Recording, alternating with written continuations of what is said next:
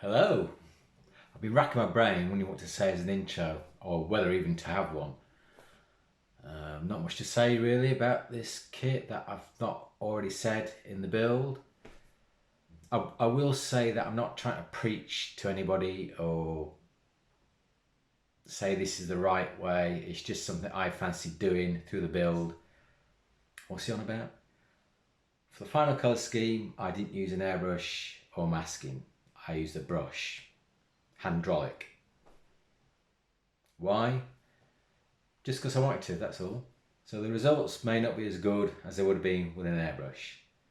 But one thing I did get out of this is that I found it quite therapeutic. And it's a technique I may use again in the future. In the same vein, I am looking for an airbrush that will do very fine lines. So with a colour scheme like this, there will be no masking whatsoever and I can still use the airbrush. So I hope you like the hydraulic approach I've given to this kit. If not, don't worry, in the next build I will be using an airbrush. So let's get on and see what I did with this kit. So it was a very nice box artwork that caught my eye, and I do like this colour scheme. Now I did have this original kit back in the late 80s I think it was the late 80s, and I got rid of it for the sole reason it was in black plastic. Why manufacturers use black plastic I don't know. What do they think we are, kids? Oh dear, really? So let's open these bags and see the plastic. Now I'm probably very wrong, but the plastic looks as good as it did way back in the late 80s. No flash, and it all looks very fresh. Raised detail is refined. It almost looks like they've had a stash of these lying around and they've reboxed them.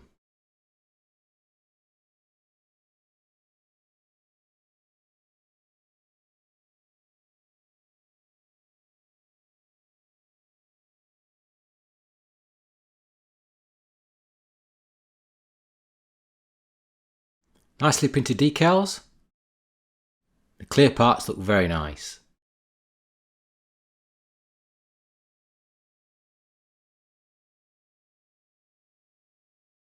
Now my original thought was to use erased panel lines to create some recessed panel lines, using these instruments of death. The idea of riveting the surface to me would be too much, but it would be a lot easier. So I've made a right pig's ear of the rescribing. Thankfully it's in an area that won't be seen. So I've decided, just for now, just to lightly sand back the raised detail later. I've released and cleaned up all the internal parts along with the fuselage halves. Next I'll give them all a wash in a mild detergent. So with all the parts clean and dry, I'm going to build some small assemblies, ones I know I can paint as assemblies.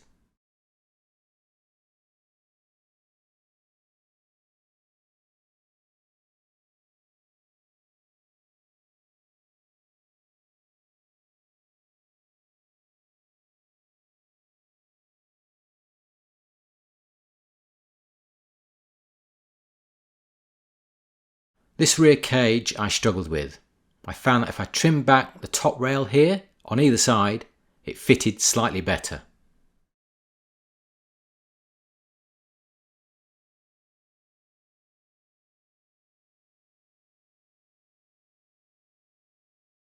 I've drilled the holes in the frames, as you'll be able to see these through those open doors in the back.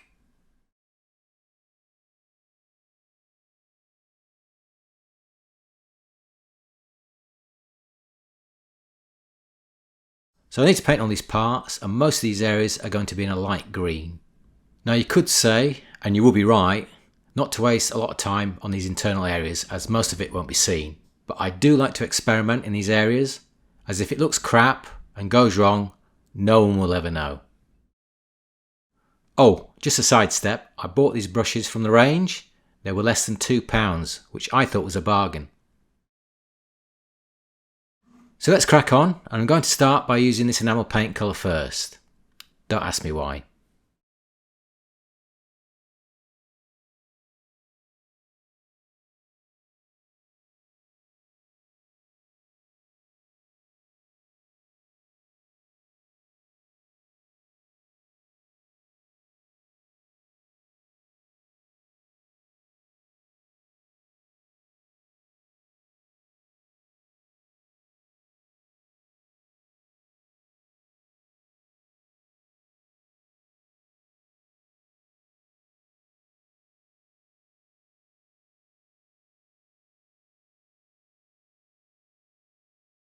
Now the floor will be grey, so I'm using acrylic Vallejo white here, using the same stippling technique as I did on the fuselage halves. Now I should be using an old tired brush like this one.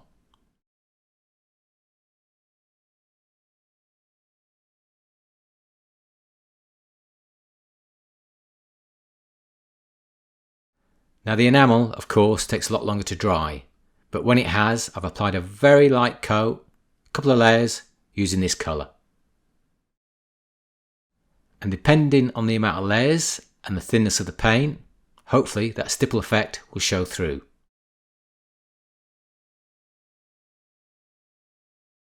For the floor, this colour is used. Once again, very light coats until I was happy with the effect showing through. So I've applied base colours to all the other areas, the assemblies, the parts, and the washes and the highlights will tighten up these painted areas, he says, full of confidence.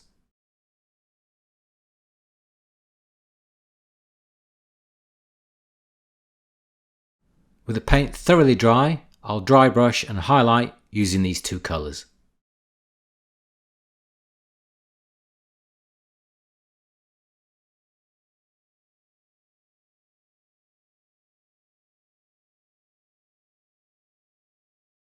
If I'm not happy with how light this is, I'll just add a little bit more white to the mix. For the floor, I'm using this very sparingly. A little goes a very long way.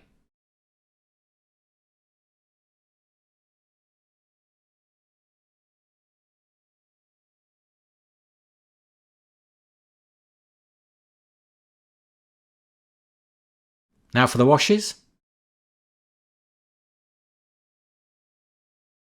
These colours.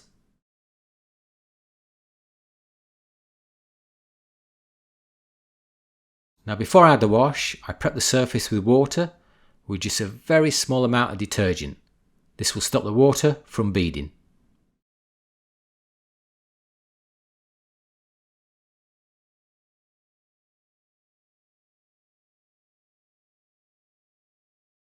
I'm just taking some of the excess water up here. I want the surface to be damp, not drenched. Then it's a matter of trial and error and just going for it. I always start with just a little of the wash mix, remembering that it will dry a lot lighter. If I don't like it when it's dry, I can always top up and add a darker wash on top. Start lighter and work up. The washes are bone dry and I'm happy with the grubbiness. Not that any of this is going to be seen, but it's a technique that I could use later on. Practice makes perfect.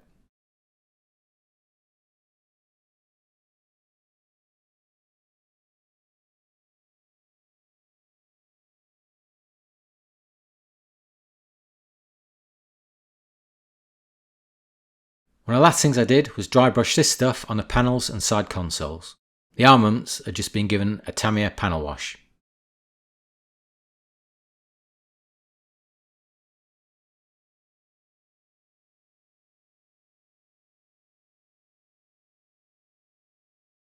The glaze parts are added next, taking the paint off around the openings. The side windows have bullseyes and the fit leaves a lot to be desired.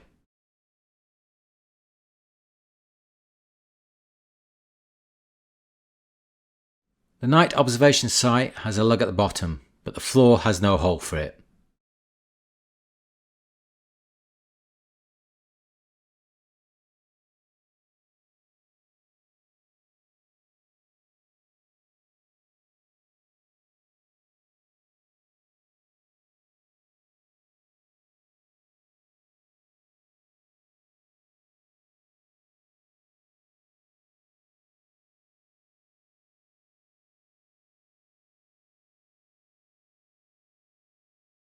The cockpit held no issues as far as fit. I may add some harnesses using Tamiya tape, but it will have to catch me in the right frame of mind to do that before closing up the fuselage halves. With the glue dry on the glazed parts, I filled in the gaps with plastic putty, and you can see how large the gaps are, especially on the rear window. I had thought replacing the windows with PVA glue or one of the many other products that I have to hand. I'll glue one side of the nose bay to the fuselage and offer up the other half to act as a jig. Now I've decided I'm going to bite the bullet and pop out all those horrible side windows.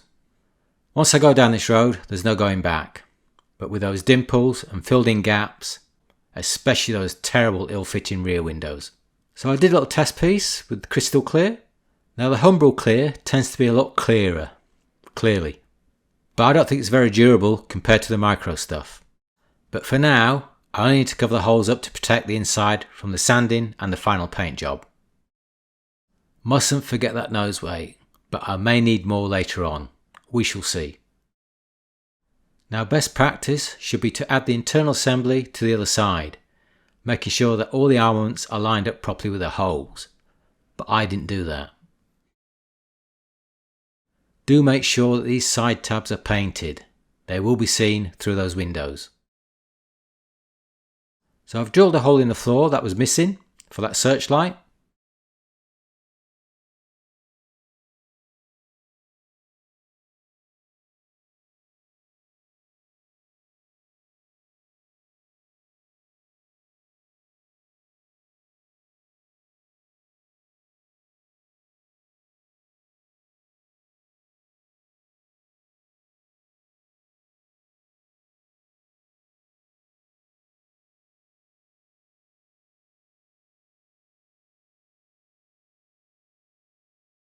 Next I want to fix the main canopy, which by the way is a very good fit.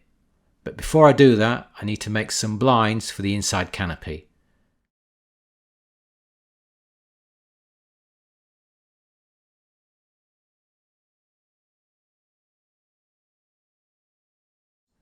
So I've trimmed the paper as each window has its own blind. I'm going to be using these two colours to create a thin mix.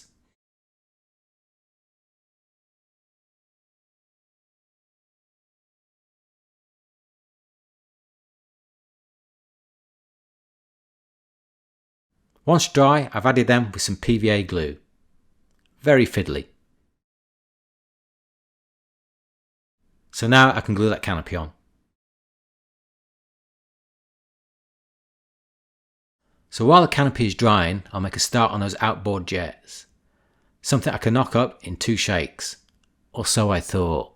So I cut all the parts off and cleaned them up and removed the pin marks on the front vane here. And it was only when I was trying to see how all this went together, there's only a few parts, it was the exhaust part that threw me at first. The instructions and annotation lines point to the inside. But it fitted better as I'm showing here. This got me to look at some pictures just to double check, which of course opened up a can of worms.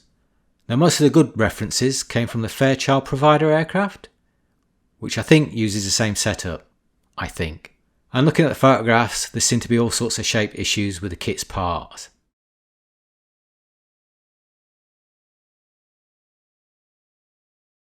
Just going to let the glue dry. The pylon is cut free, and also a bit off the front. So the surface has been sanded for the milliput to bite. Don't do what I'm doing here, you must wear gloves when combining these two parts.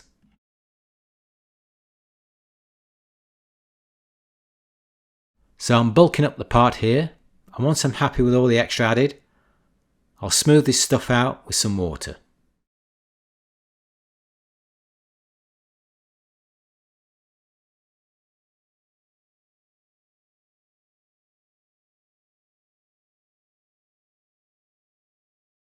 So I've smoothed out a rough shape using water.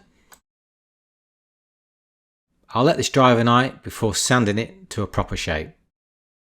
Bone dry, I'll go at it to get a basic shape.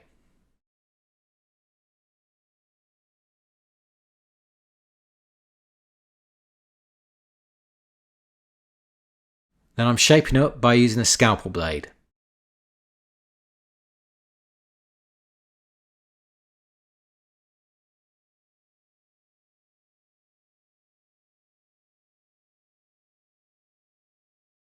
The intake door is cut from plastic card.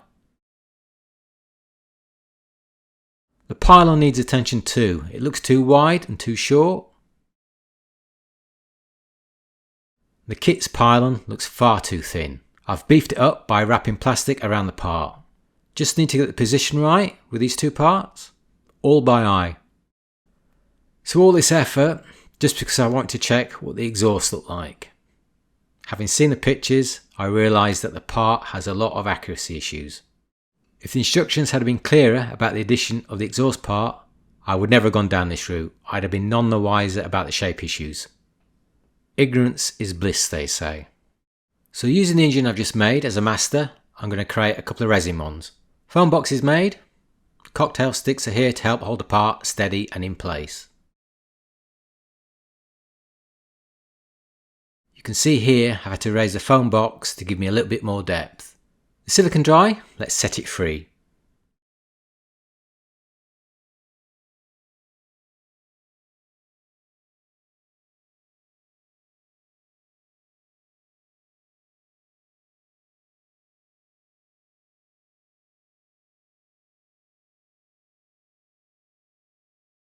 So the first resin cast was a failure.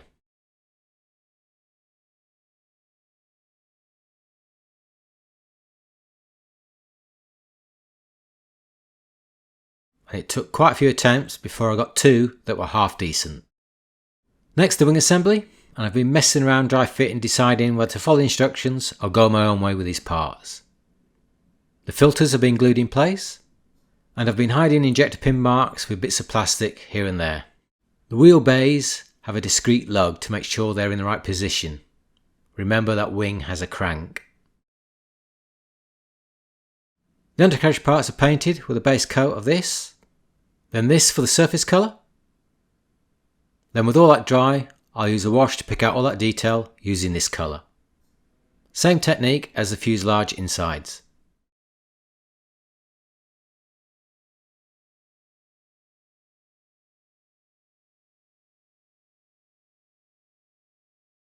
Now I'm not happy with these light guards, too chunky, so I will replace them with some plastic card.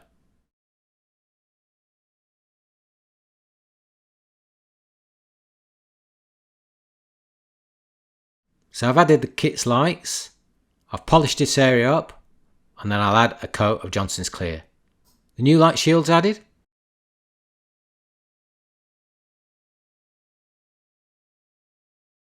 The props next, and all the surface detail has been sanded off.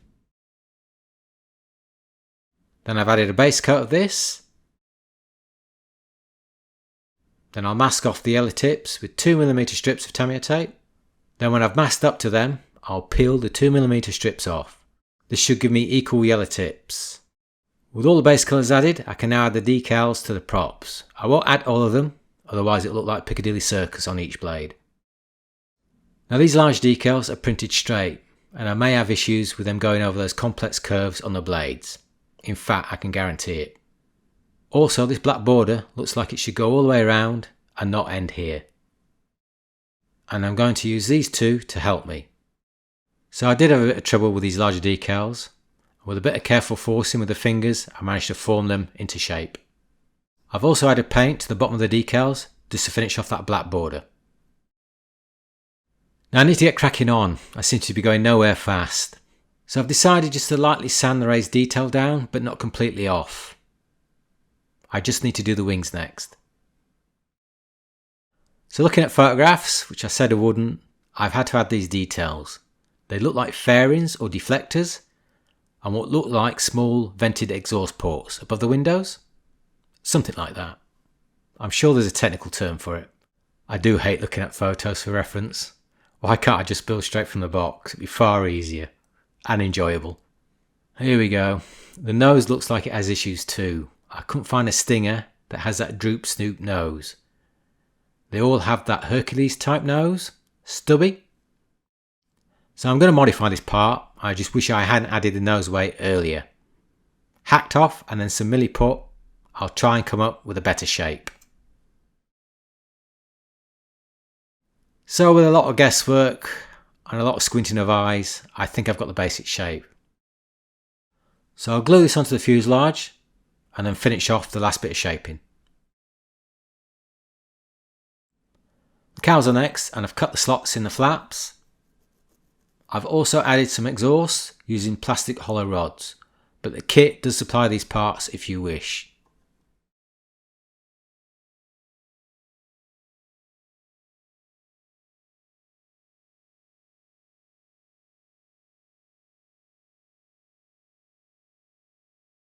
So I've added all the bumpy bits, and the instructions here are a bit vague on the locations, hereabouts or layabouts. The rear radar has 2 plates to it, but in many photographs they weren't there, but I'll add them anyway. So the location of the flare turret I've glued when all gaps and complex curves fitted with no gaps. The flare drums need to be cut short as the parts are far too long, same for the one on the other side. So I need to assemble these parts, and I may start this part first, we shall see. So I'm not going to mask off, and I'm not going to airbrush this surface, I'm going to paint it by brush. The first one is the interior green framework. Now this technique only works if the moulded framework is well defined. Now on this kit's part, it fades in and out, so it's not ideal, but I'm going to give it a go anyway.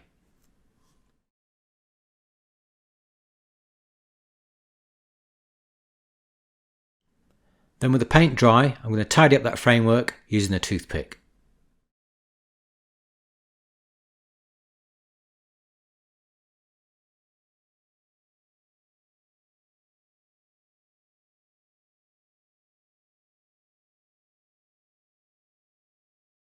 Next, I'll apply a dark green of my choice.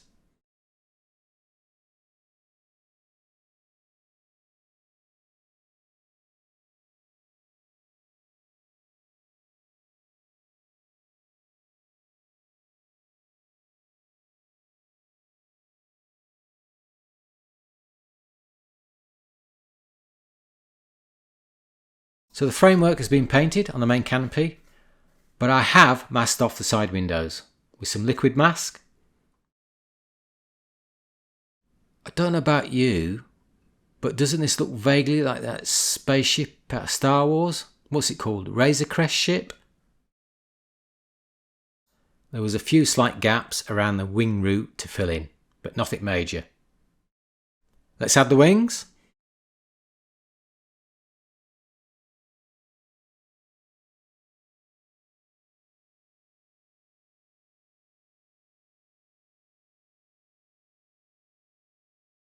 So with the wings set, I'll dry fit the boom and the rear tail.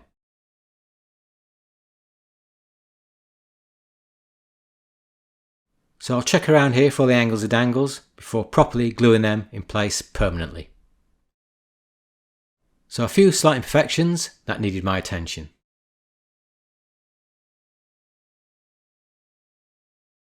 So I'm going to paint the surface colours by brush. I'm not going to use an airbrush and I'm not going to mask. Yeah, alright, stop laughing, it's what I'm going to do, okay? But I will need to apply a base colour by airbrush. This will help the brush painted colours to be applied with more ease, especially on that black colour plastic. It will also show up any imperfections in that black plastic, and I can guarantee there will be many. So the grey I've applied is bone dry, and I'm just demasking the liquid mask, peeling it all off. And lastly, just taking off that Tamiya mask off around here. Next, I'm going to use a pencil to mark out the demarcation lines on the surface. This will save me a lot of cross-referencing and my neck. So while I was scribbling this demarcation on the surface in pencil, I noticed that the top view shows that this left boom is in tan, but on the side view of the same area, it shows it in green, dark green. So once again, I need to look at photographs just to check what is right. So I'm going to start with a tan, then the light green, then the dark green. Although with the method I'm going to show you, that's not essential. You can start with a dark if you want, and then tan or light green. It doesn't matter.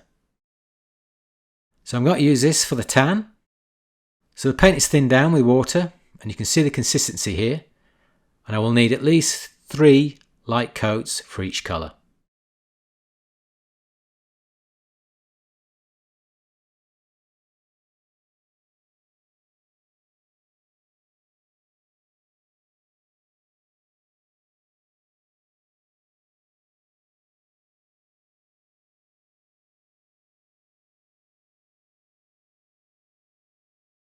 I'm using this green for the mid green.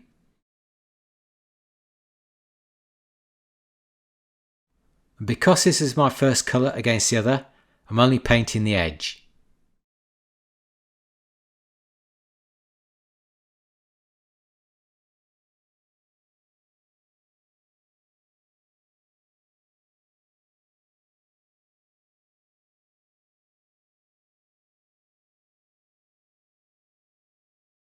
So before it all dries, I'm using a brush of this size, and I'm making sure that the brush is only damp with water. And I'm going to try and blend the green into the dry tan colour.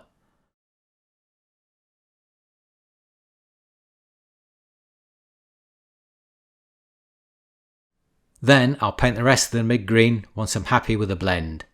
I'll paint the other mid-green areas, and every time the mid-green comes up against the tan colour, I'll blend it in.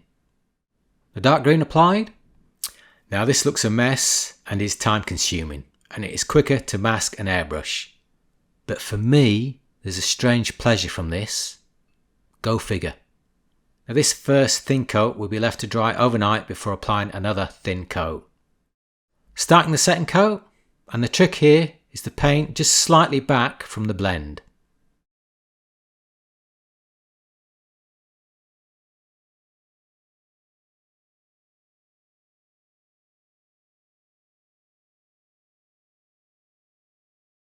So the second coat applied.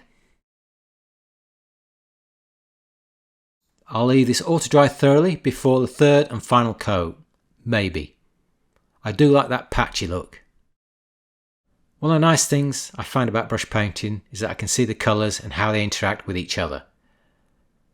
Which means I can change the tone of the colours if I feel I need to. So the undersides are next, and I'm using this German grey rather than a solid black. Far too harsh. The first thing I'm going to do is dampen the surface with water. Then with a thinned down German grey, I'll go for it. Wish me luck. So the damp surface should help me with that demarcation of that German grey. In other words, it should bleed better.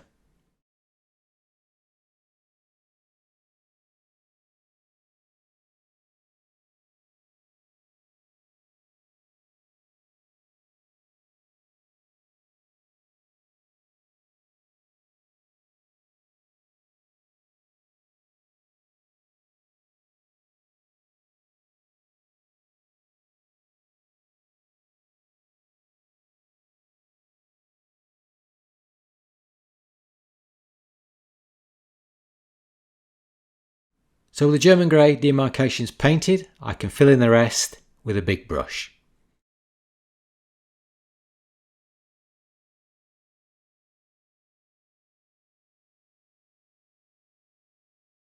So I've added a couple of light coats of the German grey, and now it's thoroughly dry, I need to add a dark wash. I still need to break up that surface. I'm going to do it with a darker wash, so I'm going to be using this colour to create a very thin wash. I'm going to start by wetting the surface. I've used far too much water here. There's no need for this much. It just really needs to be dampened. Then I'm applying that thin wash, making sure that none of this bleeds around to that top surface. That's the last thing I need.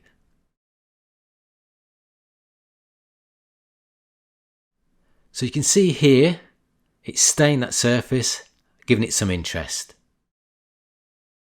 With everything dry, I've added the very few decals that are needed here. The only issue I had with these was the position of them. The sheen of these decals will be toned down with some thinned down matte varnish by brush. So let's add some grime to the surface by masking off certain areas and burnish them with a finger. A very inexpensive tool to hand.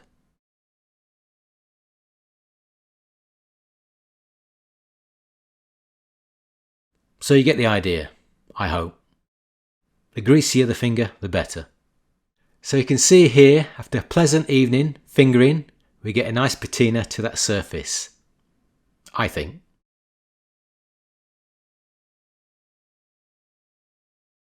You can also see where some of the paint has come off that raised detail with the rubbing, which is not very realistic, but I think it looks okay.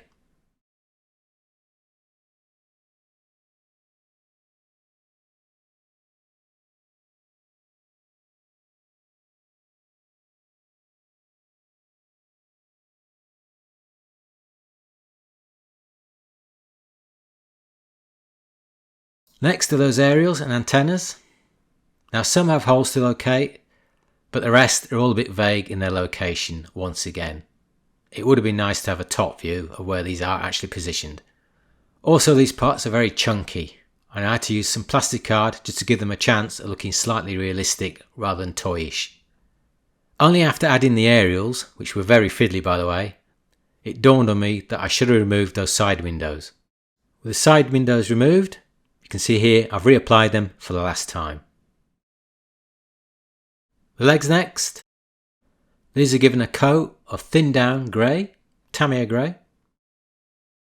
Then once that's thoroughly dry, I'll give them a few light coats of this stuff.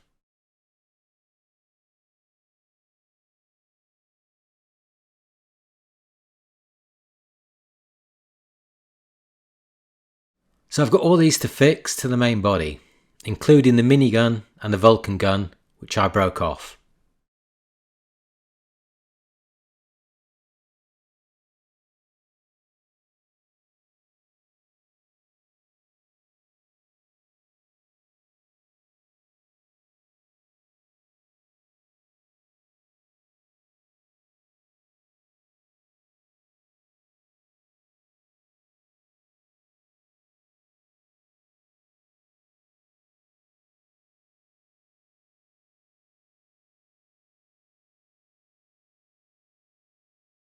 So I've just got the props to add, but I'm sure I've missed something.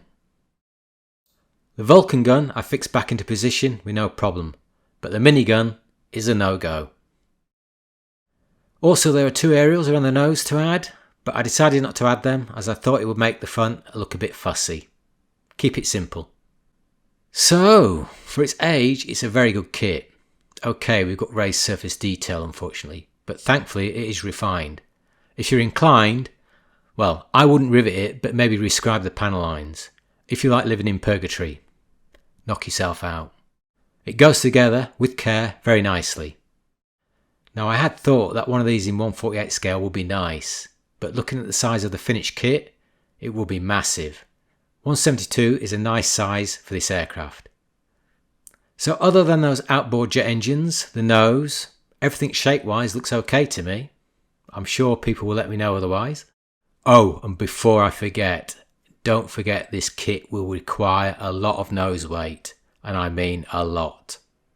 So I hope you enjoyed the build, and I am hoping that I'm going to be building something a lot newer, manufacturing wise, next. So thanks for watching, see you later.